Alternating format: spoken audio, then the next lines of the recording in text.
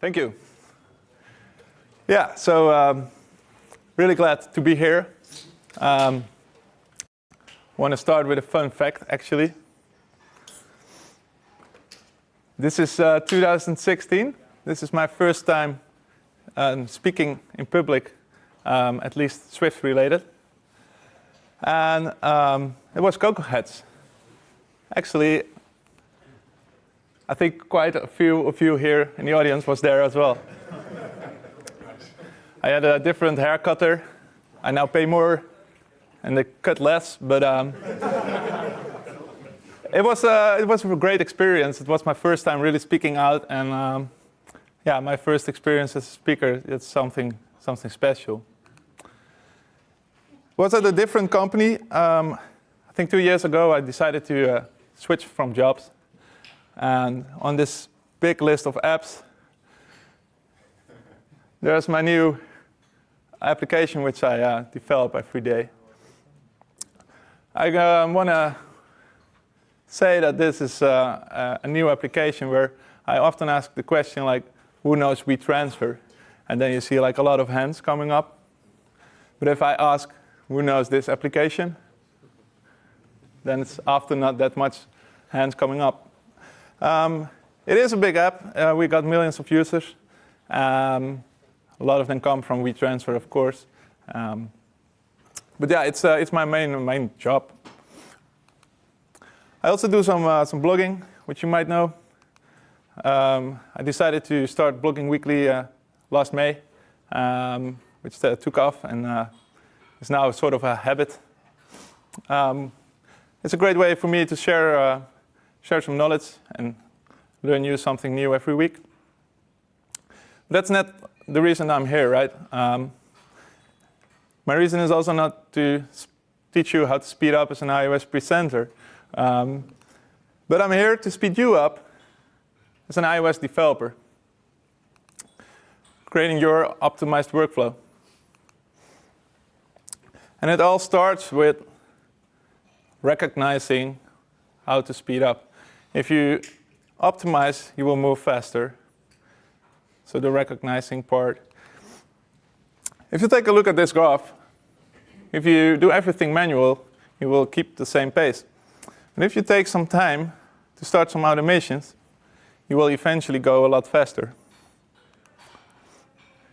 You can also call this sharpen the saw. This is a book I read 2 years ago from Stephen Covey, and this is about highly effective people. But it really comes down to the example of cutting a tree, where if your saw is not sharp, it will take you a lot of time. Whereas if you would sharpen it first, you will cut the tree a lot faster. And I like to use this analogy for that, together with the idea of writing tests. You often say, yeah, we're too busy, we need to deliver the product, so we don't have the time to write tests.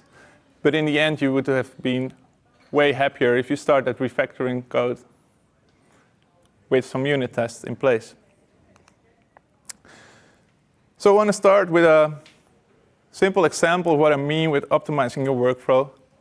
And the example is writing a unit test. So imagine you start a new unit test class. You import your framework.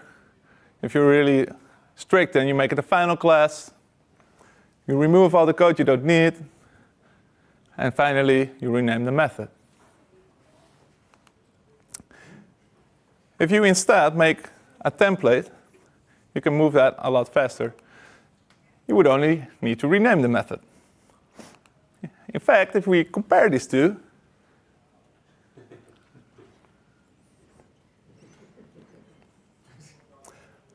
I think it makes sense, right? Just a simple example of what automation can do in your day-to-day workflow. So I'm going to present you some of my tips from over 8 years of iOS development. And I want to start with something totally different, and that's about feeling good. I'm using Twitter a lot, and I like to ask questions there. And this was one of the questions I asked a while ago. Because I realized that I was doing this myself. So what you do, you wake up, you get your phone, and everything is there, right? So you open your email.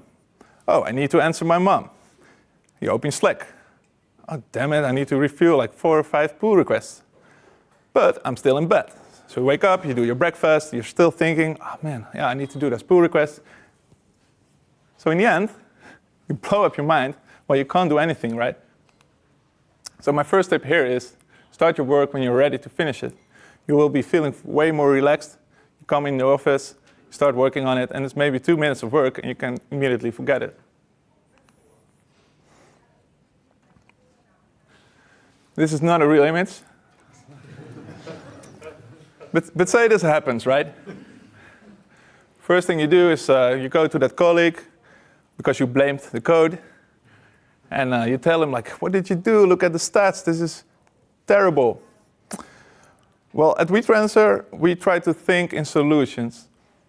It doesn't make any sense to think about like what happened. Of course, you need to know where the crash was, but that's already thinking about the solution. So you try to stay positive, try to find the bug fix, submit a PR, and you fix the crash. And you take it as a team. Because in the end, that code passed the pull request reviews, which means that you review the code, and it's your responsibility as well. So you can rather stay positive, take it as a team, and try to fix it all together, and feel good. So up next is focus. And I can say I'm pretty crazy with this. I'm doing lots of crazy things. But I want to give you a few examples of what I do to stay focused. This one is obvious, right? I do have to say it doesn't always work, because sometimes you're late for a meeting because you didn't get a notification. But if you find a few spots during the day to do this, and you create your focus day for 50 minutes, you can immediately start running faster into your code and develop faster. You basically get rid of all your distractions. Then there is Xcode.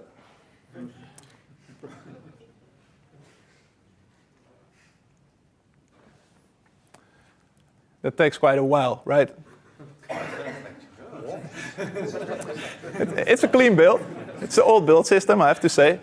But underneath, I see that blinking app icon asking for my attention.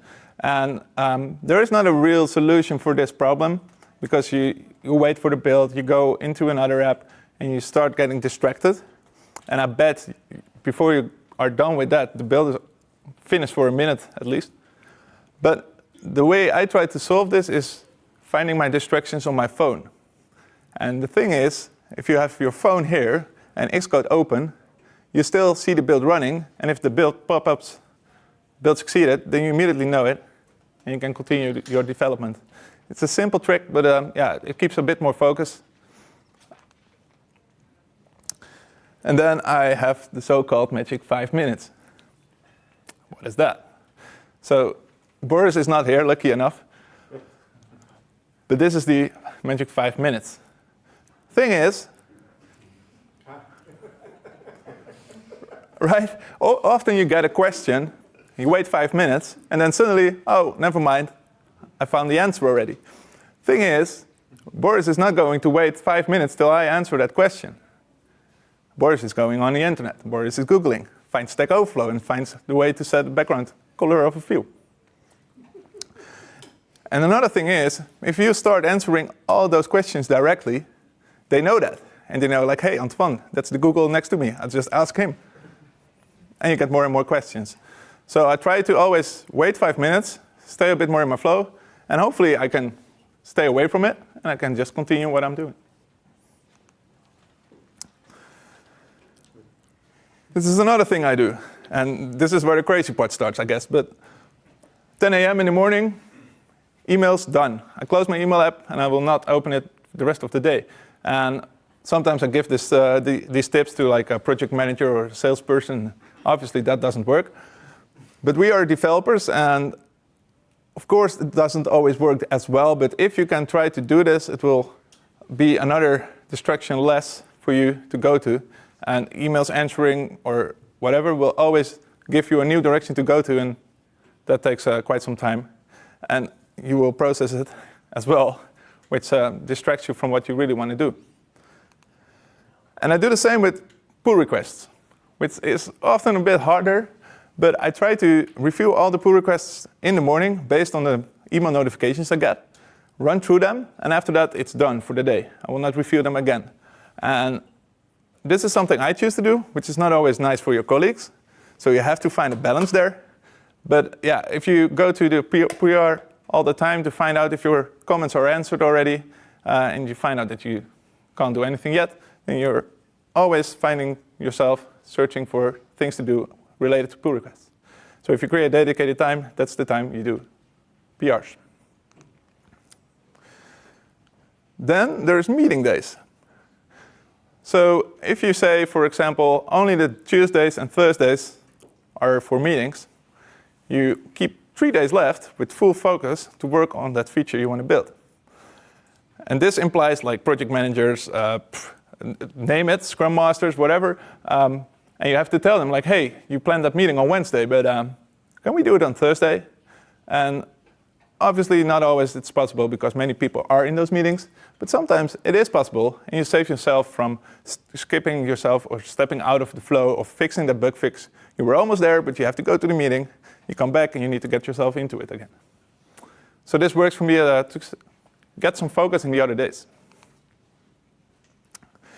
And then there is something like choosing your meetings.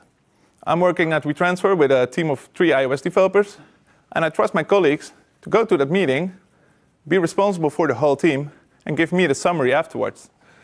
You don't have to be there with the whole team, with the 3 of us, but just trust each other that it will all work out fine, and you get a summary afterwards.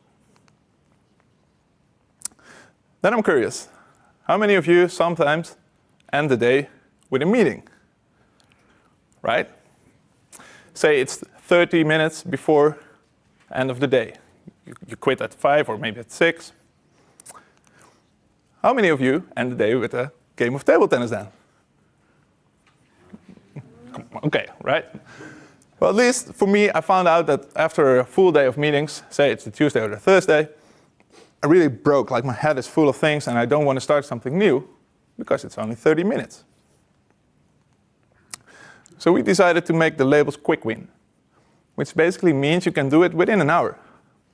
Turns out this is a great productivity improvement for our team because you have the end of the day left, you can still finish something really quick and you improve some copy or an illustration or simple things. And you end the day nice, right? You did something, you improved the app a bit more. So we feel good, we're focused. Then there's automation, because automation saves time, right? And this is probably the first thing you think of related to iOS and automation, as well as Android. And Fastlane has a lot of products which can help you move forward. In fact, I think 2 weeks ago, we decided to restructure a whole Fastlane process, which now saves us for each run like 27 minutes. And I'm not going too much into detail here, but what we basically do is we have a daily build based on a cron job, which creates a build from our latest development branch. And every Monday, a release train leaves.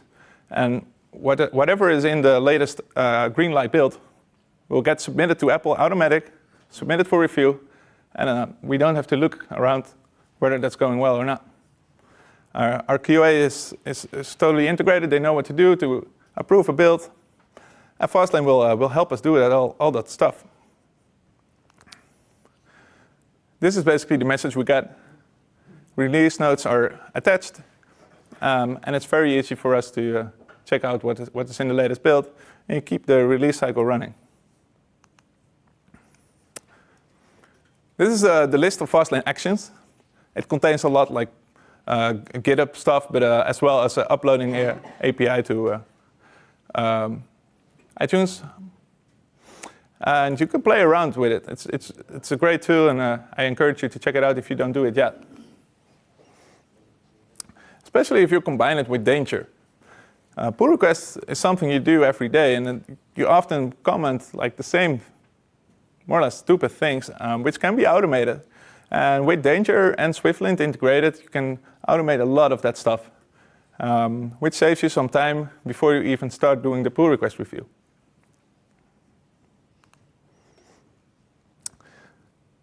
I say I'm crazy sometimes, but I follow Felix Kraus on Twitter, and he's automating everything. Felix is the original builder of Fastlane, and he's even automating his answers to recruiters. If you find things you can automate, it can save you time. So we did a lot, right? We feel good, we're focused, we're automating, but what can you do really yourself? And it starts with knowledge. And this graph I made up myself, I have to say that. But it's true, think about it. The more knowledge you have, the less you have to go to Google, the less you have to go to Stack Overflow. So knowledge will save you time. And knowledge speeds you up, right? And there's ways to do that in an efficient way. First thing is newsletters. I'll cover 2 of them, but there are like plenty of them. But I think these 2 are the most popular, where the first one is actually done by Bas Broek, which is an often visitor of CocoaHeads meetings. He's Dutch, took it over from Jesse last year. Basically, he covers all the Swift-related updates, right? So before the new Swift update comes out, you already know more or less what's going on and what is approved. It really keeps you up to date in the whole Swift improvements. This one you probably all follow, right? Who's following this newsletter? Right. So this is an example of many of the same newsletters, more or less. There are plenty of these, but they gave a good overview of what happened in the last week and which blog posts are the most popular to read. So check it out. You get it every week on the Fridays. It helps you to stay up to date in the community. And then there is something like start your own blog. As many of you now know that I'm doing this blog. It's not only per se to reach you guys. It's also a way for me to dive into some new technology every week. And if you are getting into it, it will only take you like one evening in the week maybe. But you learn something new and you can share it. And it's also your personal knowledge base. Because oftentimes you start working on something, you're like, how did I do that before? But as you wrote a blog post, you can basically just read it back on your own blog. Then there is podcasts. Again, many of them. But if you find like time while commuting, you can listen to a podcast and you learn quite some interesting things about the community. Swift by Sandel, for example, he's inviting a lot of great big developers, say from Pinterest or from Twitter or even from Apple. And they talk about like how a small startup grow towards a very big company, or just how they developed the Instagram application, for example. It gives you a lot of insights in how you can improve yourself as an iOS developer. You can also start your own, of course, which is probably a lot of work. I'm not sure whether you want to do that, but there is a great opportunity right now with the Swift Community Podcast. It's, again, something from John Sandel. He's doing a lot. But together with Chris Latner, one of the founders of Swift. And the first episode is actually really great. It's about how Swift started within Apple, and it was Shiny first, the name of Swift. It's pretty cool to listen to. But they also explain what their idea is with the Swift Community Podcast, where they really want to have the community do another episode, or have the community do the audio editing, and basically create a new podcast, which every episode is different. But it could be an easy way to start, or at least try out whether you want to do your own podcast. So then it's about applying your knowledge. And then there is tooling, probably the most tangible stuff of my presentation, which you really can use. I don't want to go over them. Some of them are worth a presentation on their own. I'll just share them quickly with a link to a blog post or a GitHub page, which you can use to read up on it. Slides will be online afterwards, obviously, so Let's go through them. It's about being an expert on your own tooling, which starts with shortcuts. You probably know a lot of them already, but you're maybe not aware of all the possible shortcuts there. And if you take some time to find out which shortcuts are in your reach, because some are just too hard to remember or to use. But these are two examples which are really nice. One is the documentation, and the other one is changing the name of all the properties in the same class. Yeah, take time for that and improve your workflow with that. Then there is search scopes. At WeTransfer, we have quite a lot of frameworks. Some of them are external dependencies, but others we develop ourselves. And you often find yourself searching for something in your main project. Well, search results also include like the sub-dependency frameworks, which is like a big clutter in your search results. So what you can do is create search scopes, where you define like the frameworks where you want to search in, and you will find the result a lot faster. Then there is Xcode behaviors. There's not a lot what you can do with it. It's pretty like, I don't want to change a lot with that at least. But one thing is really nice to do, which is when the breakpoint hits, open a new tab and start debugging there. The great thing about that is when you close the tab, you're back at the class where you were developing. Thing is, oftentimes you're developing inside a class, and suddenly a breakpoint hits from like 2 or 3 bugs before, and you're lost in your project, and you need to find back that class again. It's a small thing, but it's really nice if you can just close the tab and you continue where you were. Then there's code snippets. Looks a bit the same as file templates, but it can be a bit easier when you're writing like common code on several types of classes. Just a quick win, which you can apply. Then there is Xcode extensions.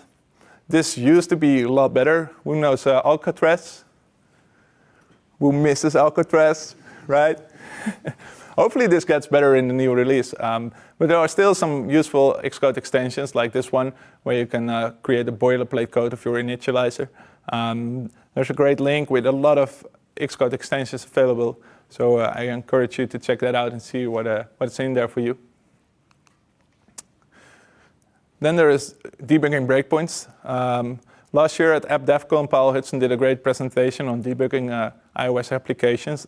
And one of the tips he gave was like breakpoints to use for debugging, where you don't have to write print statements everywhere in your code, but you can just use a breakpoint to print out a certain thing. And you can enable and disable them, which is great for reusing later. Because sometimes you're debugging a piece of code, and you're fixing the bug, but a week later, suddenly another bug arrives, which is applied in the same piece of code. And you don't have the print statements anymore, because who wants the print statements in the production code? But you can still have the breakpoints, and you can even share them across your repository to share them with your colleagues. You can check out his presentation. It's online. It's a great presentation full of tips for improving your debug workflow. Then there is debug logging with OS log. It's quite new. It's improved in iOS 12. It's a lot better nowadays. It used to be pretty buggy in using the console app. But that's exactly the benefit of OS log, in my opinion. As when you install an application on a device of one of your test users or in the company, and someday they come to your office, to your desk, and they say like, hey, I've got a bug and it's here, and if you close the app, then the bug will be gone, more or less. You can connect the phone, and you can still read out the log statements you made public. And there is a point where you have sensitive data, like the username in this example, but OS log makes it possible to print them out privately, so you will never see those log statements in an external log, like the console app. Yeah, that's about it in terms of OS log. Then there is a list of UI debugging apps. There's quite a lot. This is a pretty big video of review, where they are debugging an iOS app and a Mac app, I guess. But it basically allows you, more or less the same as the visual debugger from Xcode, to dive into the layers, the view layers, and adjust them as you see them. It's also a great way to debug auto layout, as they have several ways of informing which constraints are used wrong or broken. It is a paid app, but it's worth the money. I would check it out if you can. I think Axel knows the app, right? This is a new one. This used to be in beta. I was lucky enough to try it out. It's a great tool. You now have to pay for it as well, unfortunately, but it's logic that they do it. It's more or less the same as Reveal, but it's more like inline editor. You're more closer working towards a simulator and can really click inside the simulator to adjust any tools. They give some examples as editing the title, and it's especially handy if you're, for example, we call it shoulder beasting, which means you sit together with the designer shoulder to shoulder, and you're implementing the design. And you want to do that quite quickly without rebuilding your project all the time. You can use the tool like this or Reveal. Great part of Sherlock is as well that you can easily adjust the view towards like an iPhone 5, iPhone 6, like different screen sizes, and immediately see the results. This can be quite a game changer, right, if you can do this inline or with real data.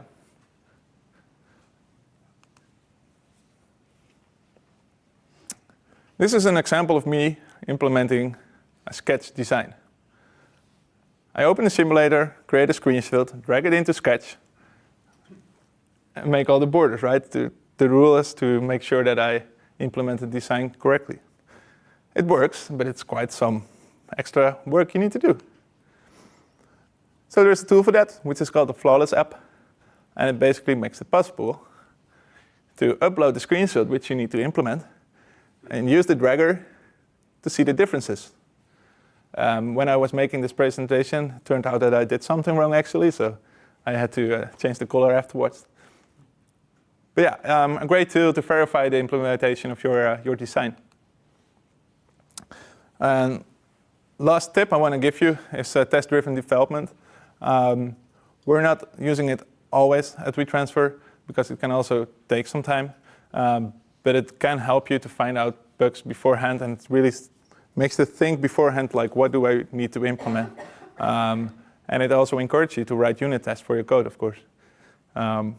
This is one of these examples where you can perfectly do a whole talk about. So I'll keep it with this. And I want to tie back shortly. So it starts with feeling good, right? Pick up your phone to just set off the alarm, but skip Slack, skip mail in the office. Then create focus. Introduce meeting days if possible, close the apps you don't need to use, and make sure that you sometimes just close any notifications. Check out Fastlane. Try to find ways to automate. A great tool to do that. And gain knowledge. Maybe start writing your own blog. That would be great. Make sure to share the link with me. I would love to check it out. And obviously, tooling. There's a lot. I might not even cover everything in my presentation, but if you subscribe to the newsletters I send out or I showed before, then you will probably stay up to date with any new tools in the community. And in the end, recognize repetitive tasks. Find ways to automate them. And say yes to writing unit tests. Speeding you up as an iOS developer. And I want to quickly show this, where this is mainly related to everything I said during my presentation. These are two categories on my blog where I try to write sometimes on more like made-up related subjects to improve your workflow or to optimize your workflow. Check it out, and that's it. Thank you.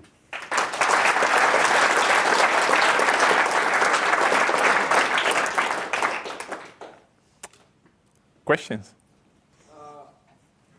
You didn't mention Pomodoro. Do you follow Pomodoro for like 25 minutes back to back and then have? Yeah, so that's basically focus for like a certain amount of time, then go out of that, and then focus again, right? I read about it, but it didn't really work for me. Okay. Because I find myself oftentimes that I So the thing is, you focus for 25 minutes, and then you decide to just walk around or do something else, get a coffee, and then really focus 25 minutes again, right? Whether I do that as well. It's great for debugging, especially with me. So when you walk away, you generally find debug while walking in the hallway. Yeah, totally. Maybe I do it, but not that strictly. Cool. Can you automate deleting derived data? I'm asking for a friend. Fastlane, action, clear derived data. With underscores in the. My friend will be very happy. Yeah, in the terminal you can do it. You can make a lane of it from Fastlane. Yeah, one of the actions. Yeah. You say I only do pull requests in the morning. Yeah. Which sounds great, unless you're a product manager, scrum master, or says, well, we need to have a build this for the test, blah blah blah managers. Yeah. So then it's like, fuck, it's 4 o'clock, let's do the pull request. Or are you really strict and then say, F you, tomorrow morning you're the first? So I have to be honest because my colleague is here.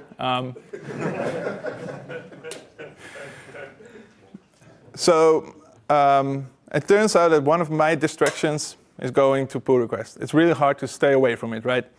In terms of your specific example with project managers, we have the daily builds for that. So there is a build every day, which solves the main part of that already. Sometimes, it is more or less like a pressure on the release, and you have to really focus on the pull request. And you get a message from your colleague like, hey, can you please check it out? I only need your review, and then I can merge it in, and we're ready for the big test of a feature or whatever. I think most of my examples are great if you can really do that. But obviously, it doesn't always work. But if you at least try to do it, and you get, for example, already one day without meetings, that's already great, right? And same with pull request, only in the morning. Which of these saved you the most amount of time? Yeah, that's a good question. Prioritize which one you should do first, right? In terms of team and whole flow, I think the Fastlane together with the quick wins, especially the quick wins, we're like amazed with the results. That saves us a lot of time, and especially issues which you think you will not do for a long time suddenly pops up because it's such a small amount of work. And personally, I think the meeting days, like having a whole afternoon without meetings, it's so relaxed and you feel much more rested when you come home as well. Because think about it. If you have a meeting there and a meeting there, that's quite obvious. Yeah. I found one of your advices a bit dangerous. Mm-hmm. So you were talking about the focus and how we should focus on our work. Mm-hmm. And then you said you also have to be more multitask more. So basically, when your code compiles, just go on your phone and do something else. I think that's a very dangerous advice to give because I sometimes do that. Mm-hmm. And what often loves for me this practice is that I go on my phone, I check something, and then once my code is compiled, I forget what I was doing for it. Okay. Yeah. No, a great point.